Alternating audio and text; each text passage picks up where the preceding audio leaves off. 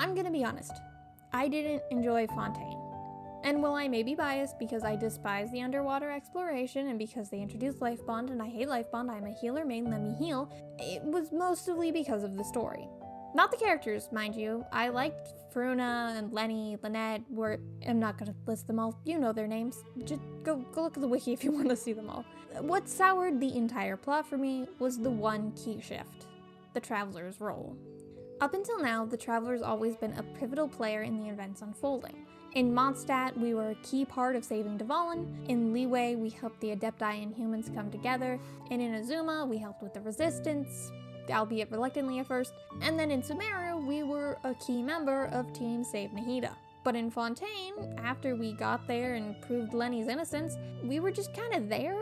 Everything would have essentially unfolded in the same way if we hadn't shown up, starting from when we entered the Fortress of Meropide. We didn't make any new discoveries or do anything important.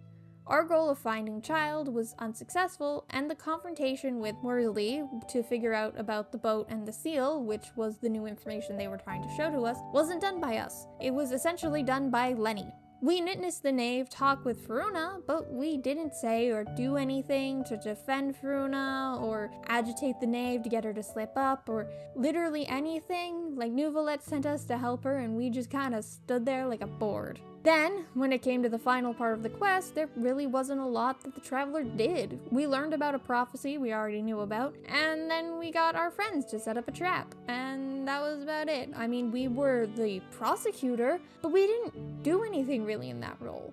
We just essentially had a reading comprehension test of, hey, were you paying attention to everything that unfolded until now? No? That's okay, because you can just click on the things and throw them at the random and it will not matter because we'll just say no and then go back and redo it. The solution to the all Fontainians will be judged line was already figured out by a third party that we were not connected to. We were just a passive passenger watching another person's actions and plans unfold.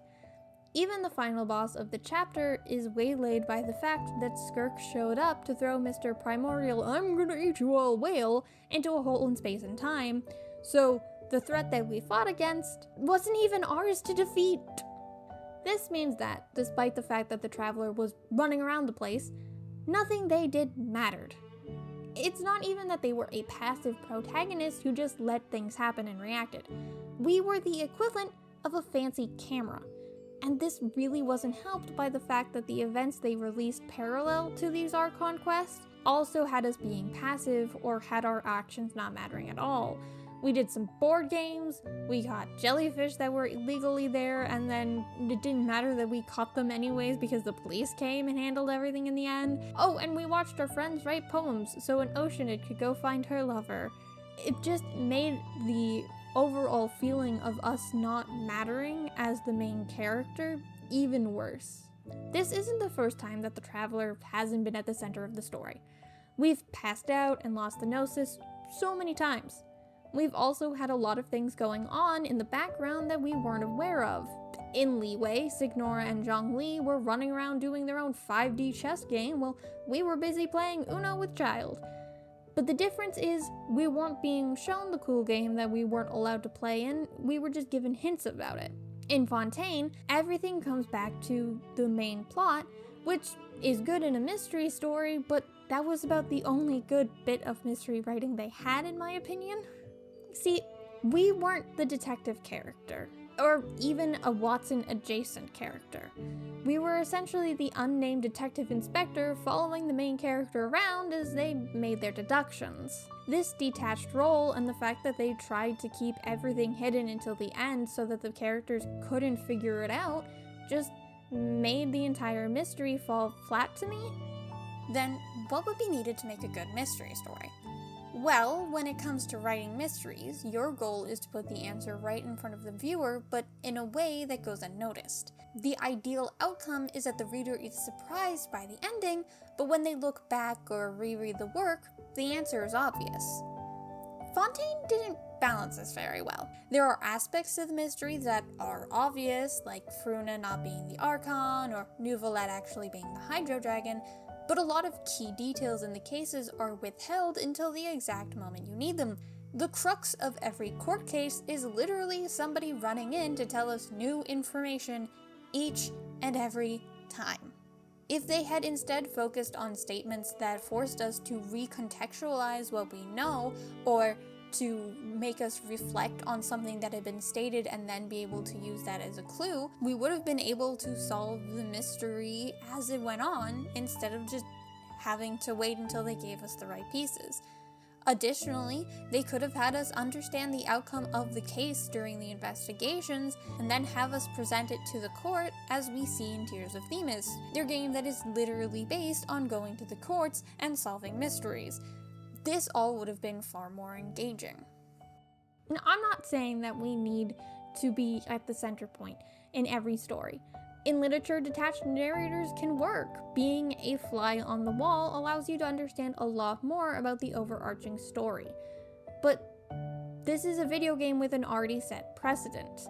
While we are the witness to the world, we have already impacted and expect to be able to impact things further. I mean, the game's called Genshin Impact. We're meant to impact things. So when they don't allow us to do so here, it just sticks out like a sore thumb. There's also other problems with the plot lore, like how is it that they're able to have children if they're oceanids at this lake, when you turn around to the Muskets and Roses event where the one person had a child that wasn't expected? That doesn't make sense and doesn't work in that way, because then did she go and prey on her own and then got the child? Or what happened there? It just raised a lot of questions that didn't make sense. Now, why is Fontaine like this? I already mentioned that I don't think they're necessarily the greatest at writing mysteries, at least not an overarching mystery like they tried to do here. But I think there's also the fact that they were more focused on the world quests. The Fontaine Research Institute and the I'm not going to be able to pronounce that right. The Narcissus Ordo are more connected to Conria, and therefore the sibling plotline. It makes sense then that this would be the main focus of the story they're creating. That they would want these stories to stand out and be well written. But they're not the one we're following, because we need to look at the Archons. This meant that they would have to split up their resources, time they would have taken away from writing the main quest that was being released in the same patches. You need to make sure that your writing is organized and consistent. And I feel like, at least in my opinion and from my point of view, Fontaine wasn't that. Fontaine was a little bit disorganized and a little bit too spread thin. Instead of putting us into a pivotal role to ensure that the story got the exact way they wanted, they put Lenny as the main character. And it just kind of left me feeling crappy. Ultimately, this patch wasn't for me. I'm sure other people enjoyed it, but it just wasn't my style. And I really just wanted to rant about how it's important to stay consistent. But yeah, hopefully the Traveler going forward is able to reclaim the title of main character from Lenny. Love you, buddy, but you got your own siblings to worry about. We gotta go save ours.